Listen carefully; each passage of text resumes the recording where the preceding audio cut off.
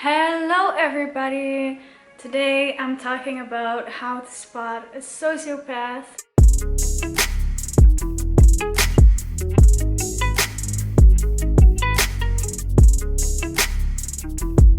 I personally have some experience with sociopaths, or at least people I believe are sociopaths.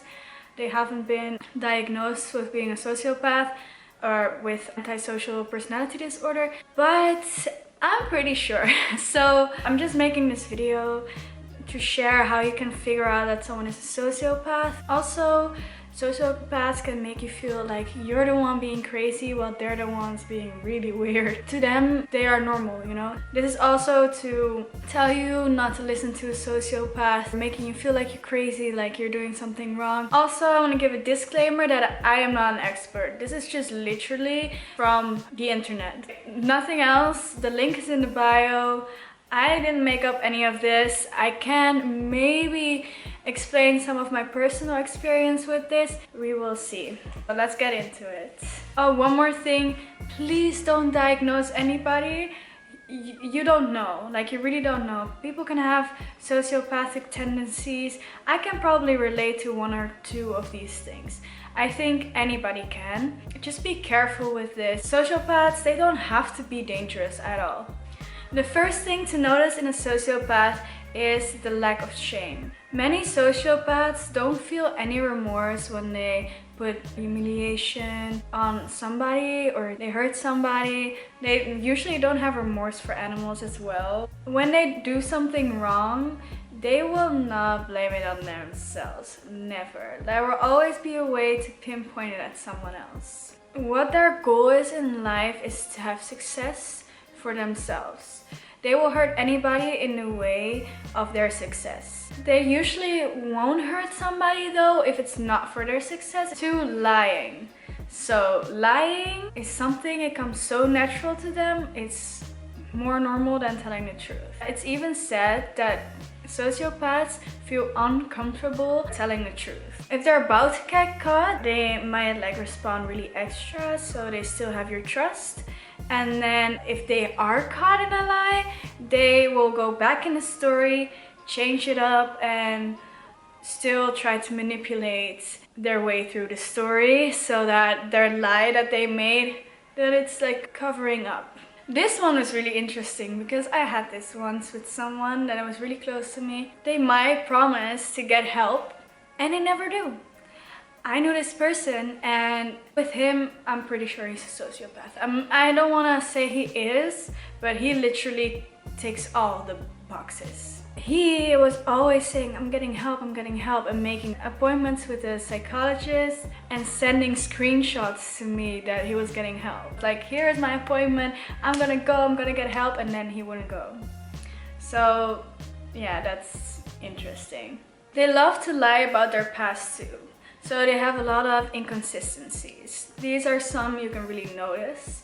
Also, of course, when people are around them that are like close to him, have been close to him for a while, or her, I'm sorry, they can also, of course, disagree on what happened in the past. So some sociopaths will prove their lie. I mean, I've seen this in the movies before. I don't think that's especially a sociopathic thing, but this is just an example, is that they tell you they have work and then they don't.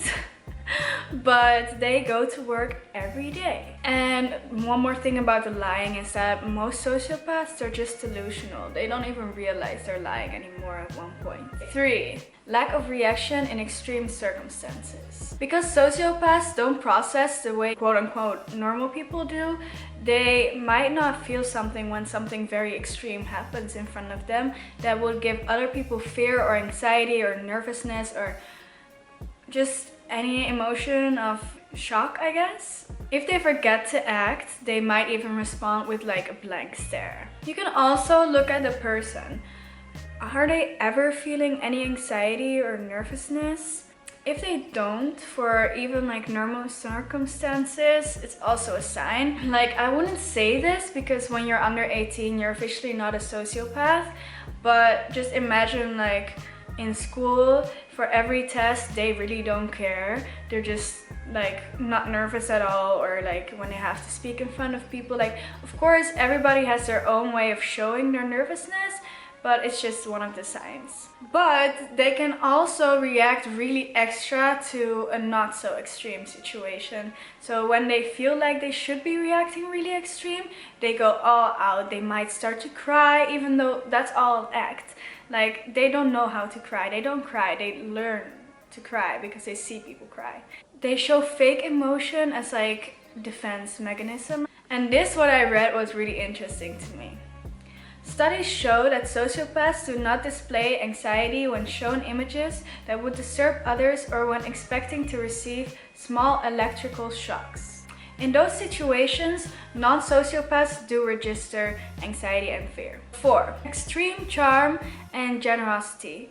This one is obviously the one that it up, I would say. Yeah, I'm just gonna say it, because when you meet that person, they seem like the nicest person ever, and you like want to be friends with them. Like, even in a supermarket, they know how to charm everybody. Like, everybody likes them, but that's exactly what they do. This is their way of getting what they want, and they know how to charm anybody, from a small child to an old lady. Like, it's easy to them. They know. They might be like really generous with the people that they don't know and like really charming, but then with their close friends and family, it's different.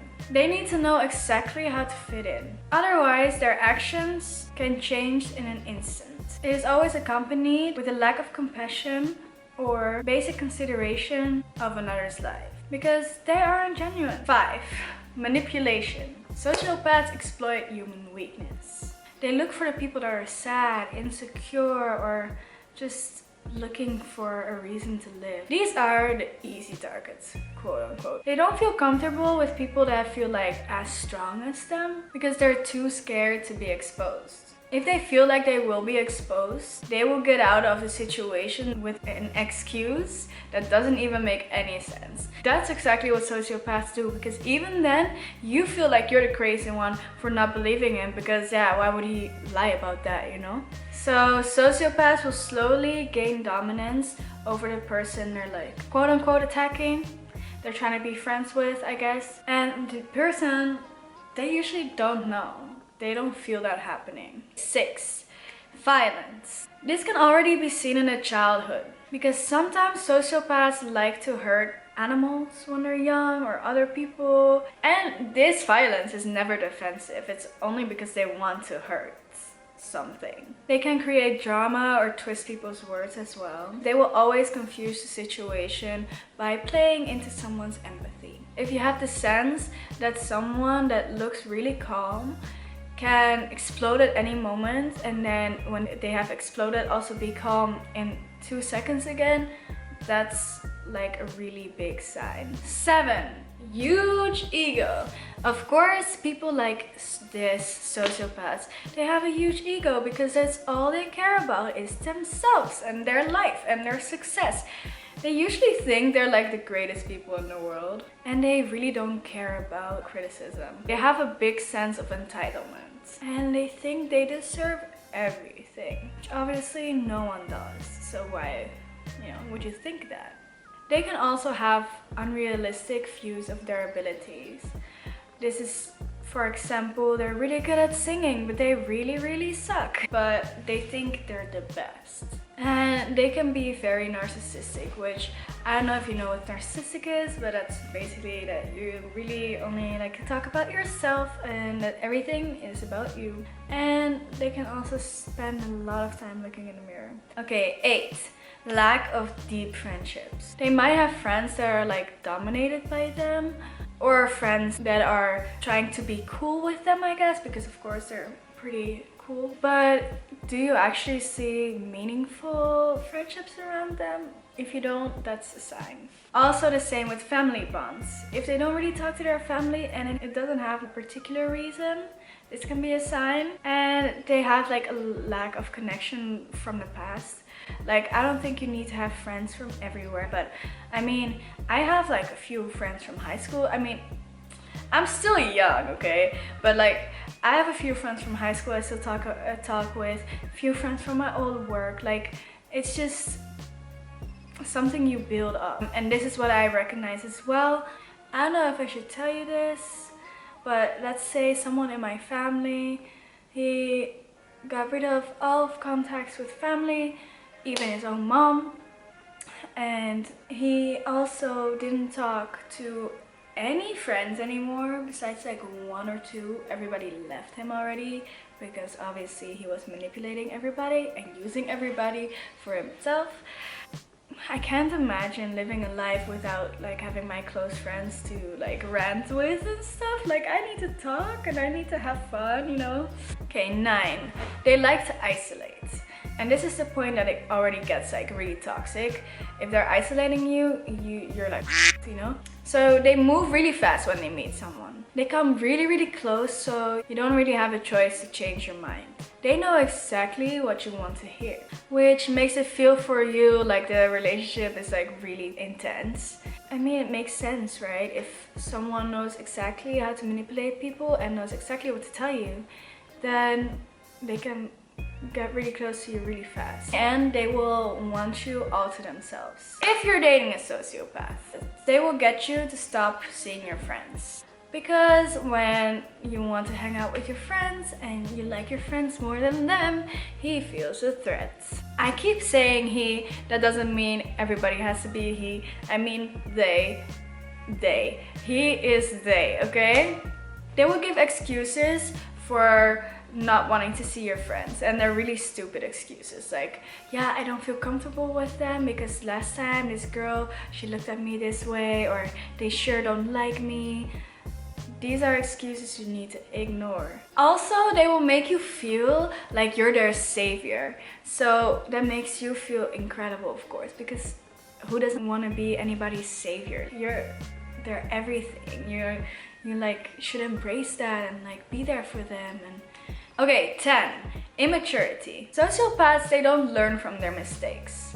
They make them over and over and over. Examples: selfishness, unwillingness to share, a huge ego, and they are obsessed with themselves. Neediness, you need to always be there when they want you to be there, and they're unready for responsibilities. This can be passing their work from their schoolwork to someone else, but they're taking credit whilst excusing failure.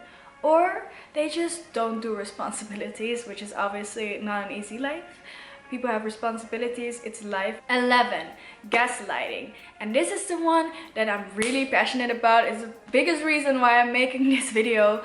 I didn't know what gaslighting was. Today I figured it out. And gaslighting is up. It literally means manipulating someone into doubting their own sanity. For example, blaming you for what they have done to you. Like accusing you for being a liar while they're the one always lying. And they're always making you feel crazy while they're the one driving you nuts. They can make you feel like really crazy, and that's just not healthy. And that's the point where you need to get out. In any relationship, by the way, not only sociopaths. If someone's making you feel like you're crazy, then you're probably not. And you should just try to reflect and talk to people about it, I guess, and see if it's really your fault, because it's probably not. If you doubt it, talk to people about it, and just be very open about everything, and talk to people that will be honest with you. Like, I am lucky enough to have friends that will be actually honest with me. 12. Intense cold stare. That's what sociopaths do to scare you off. They can stare at you with like just no emotions, and it's really intimidating to stare at someone. I've heard once that people always look away between 5 seconds when you look them in the eye, and if you don't do that, you're either in love with them or you hate them. The cold staring is just an attempt to intimidate you, and it can make you feel very uncomfortable, but they won't feel any remorse for your nervousness. That was the last sign Honestly, making this video was really interesting to me. I already learned a little bit about this because I've had some experience. I'll probably make some more about sociopaths and psychopaths. Let me know what you want to know about sociopaths, psychopaths. This was my video. I see you next time. Please subscribe if you want to see more videos about psychology. You can always recommend something about psychology or a song you want me to cover. Okay, bye!